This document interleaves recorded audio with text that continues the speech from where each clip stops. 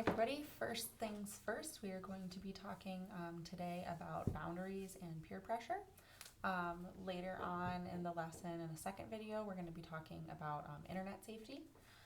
So first, I did want to address the concept of boundaries. I'm sure you have already heard of boundaries. You probably have had conversations about it, and you probably are able to identify some of your own boundaries. Boundaries can be physical, as in it could be you comfortable with people standing this far away from you when they talk to you, but not this close to your face.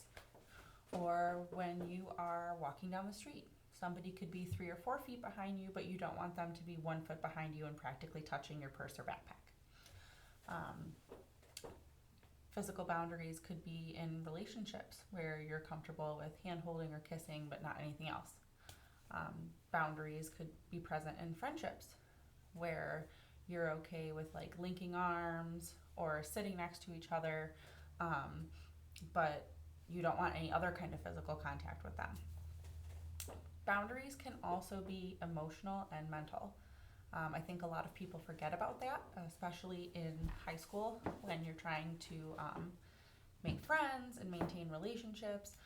It can be very hard to separate what you're personally okay with emotionally from what you feel that you have to do or feel that you have to be or pretend to be in order to make some of those friendships or do some of those things that you're looking to do.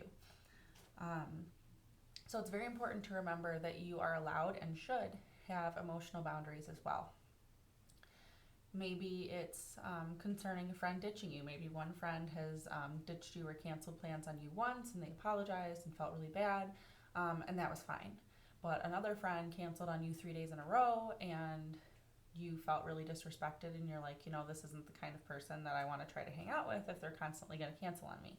That's an example of an emotional boundary, saying that this I can handle, this I cannot.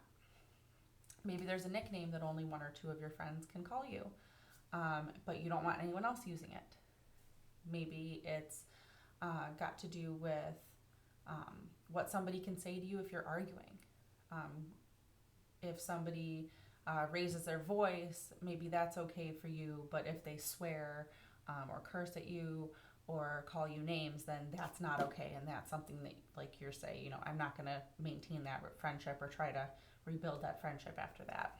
Those are all examples of emotional boundaries, and those are just as important as your physical boundaries. Neither of those should be neglected.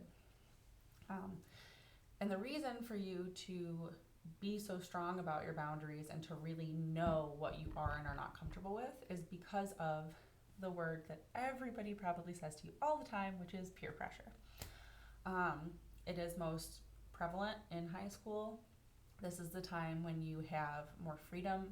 You're hanging out a lot more in different places. You have less parental supervision. A lot of you have jobs, you have money, you have cars, all sorts of access to things that you never did before. And in those moments when there might be no one else telling you that something is wrong or that you shouldn't do something, you need to be your own person that says, okay, I'm not going to do this because it's not within my boundaries. I'm not comfortable with this.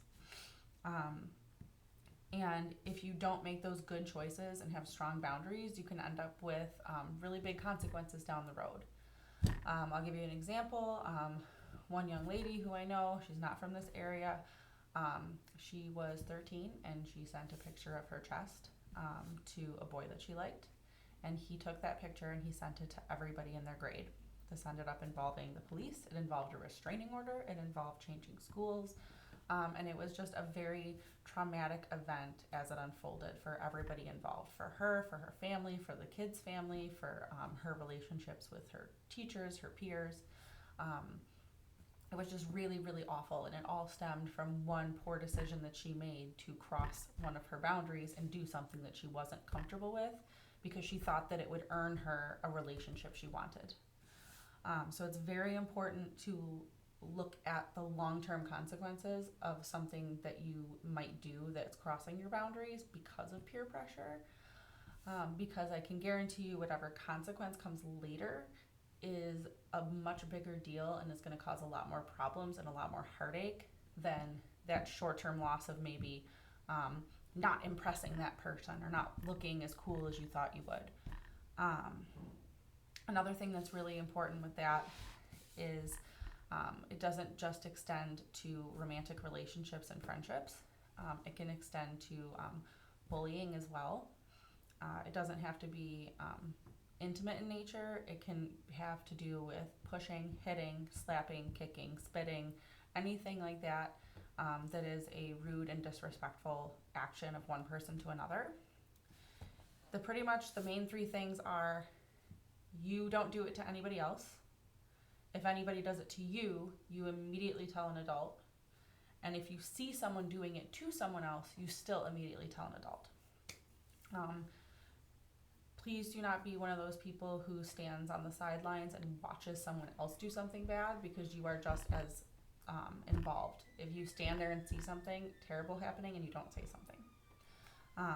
So not only should your main actions be with boundaries and peer pressure to protect yourself and stick to your morals, those should also apply when someone else is being hurt or threatened, and it is our responsibility to step in and try to protect them as well. So please be aware of what your boundaries are. Please discuss them with your parents and friends. This is so important. I know that things like this, these kinds of topics, whether it's bullying, sex, anything like that, those can be really uncomfortable topics to discuss with your parents and your friends, but it's really important that you do.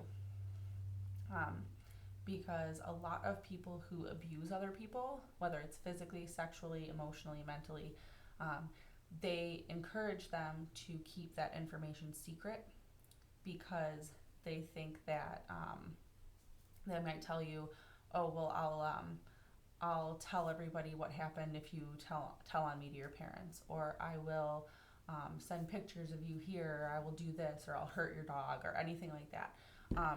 It is very important, not to believe that, because the likelihood of that happening is very small. They're just trying to scare you so that they don't get in trouble.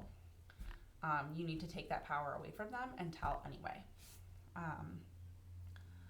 Also, people who have those open lines of communication with parents, with friends, and with significant others tend to be abused much less often, because they do know from their conversations how to recognize signs, how to remove themselves safely from situations, and how to speak up for themselves. And so when you have an ease of talking about a topic that is sometimes hard to talk about, you're much less likely to be afraid to say something or embarrassed to say something. One example that I hear a lot that works really well is to have a code word. You're hanging out at a friend's house, you have a party, something where you can text your parents and they'll call you and say, oh, there's an emergency, I'm picking you up, or having something like that, like a code where if you're in a situation where you're not comfortable, you can use that code to get yourself out. So having a plan like that with friends and family members is also extremely important, because it can help get you out of a situation that might be dangerous or uncomfortable for you. So I would really like you all to think about your boundaries, and I would really like you to be able to discuss them at least with one parent and one friend, so that you've made those public, and so that you can kind of have somebody help you examine them and see where other boundaries that you might be missing that you might want to think about and define. And just be aware of situations in which you're experiencing peer pressure, and know that you have every right to say no, to say stop, to take yourself out of a dangerous situation, to take yourself out of an uncomfortable situation. And there's nothing more important than your safety. Being popular is not more important. Being impressive is not more important. Looking cool is not more important. Making a specific sports team is not more important. There's nothing more important than your safety and your comfort and your health. So please put that first and keep that in mind.